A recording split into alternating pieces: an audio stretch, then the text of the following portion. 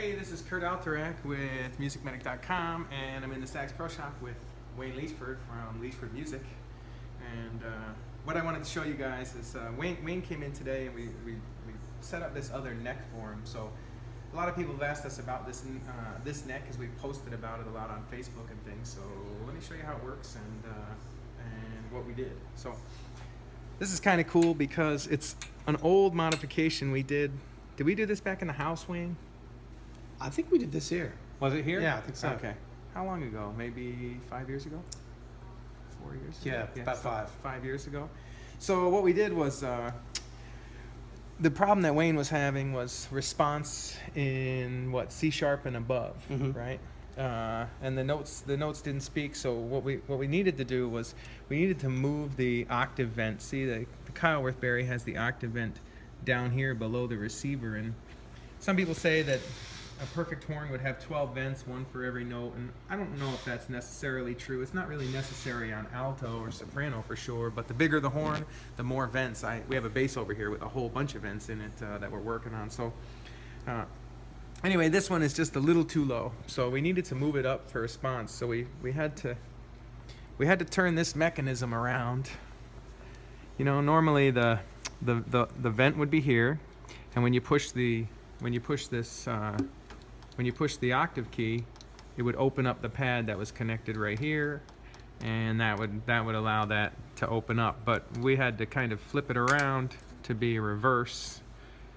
So what we did was we put the fulcrum to the key up here, and now when you push it, it pulls the key open, kind of like a LeBlanc style neck. And moving the vent up here allows the C sharp and above, I think, to respond a whole lot better on this Bari. And the way we figured this out was we cut a whole bunch of pips in a different neck. Remember that neck, Wayne? Yeah, it's like 5 pips holes, and we just tried each one, and we found that location to be the best. So more recently, because Wayne plays a lot of jazz and classical and everything else, clarinet, flute, oboe, but Wayne wanted one neck for classical and one for jazz. So this is now the classical neck. So this is Wayne's Gloger neck. And what we did was we put a vent here. And you see, this is we just did this one, so it's a little more modern style. We have more tooling now, a mill and things like that. But basically it functions about the same. You push the button and it opens up. So how does this neck play different, Wayne? With this pip here than your other neck? Well, with the pip being moved to the neck, it allowed the response to be way easier in the upper register, especially palm keys when you're just trying to articulate something very softly or very loudly on any of the palm keys up to the high F sharp. But you know, for more challenging music in the upper register, sometimes it calls for extremes. And before the modification, I was having a lot of struggle with that. And you know, I play all the saxophones and a lot of other woodwinds, and I wasn't finding the same kind of problems, like say on my alto.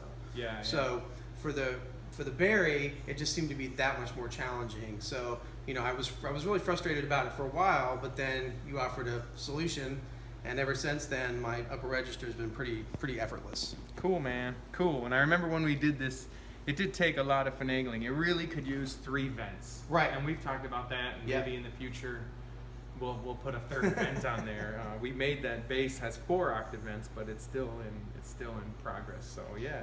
So this one seems to be better. Maybe later on we'll add one down in here somewhere, and we'll have 3 of them. But for now, it works great though. Cool. All right, Wayne. Thanks a lot. Thanks, Curt.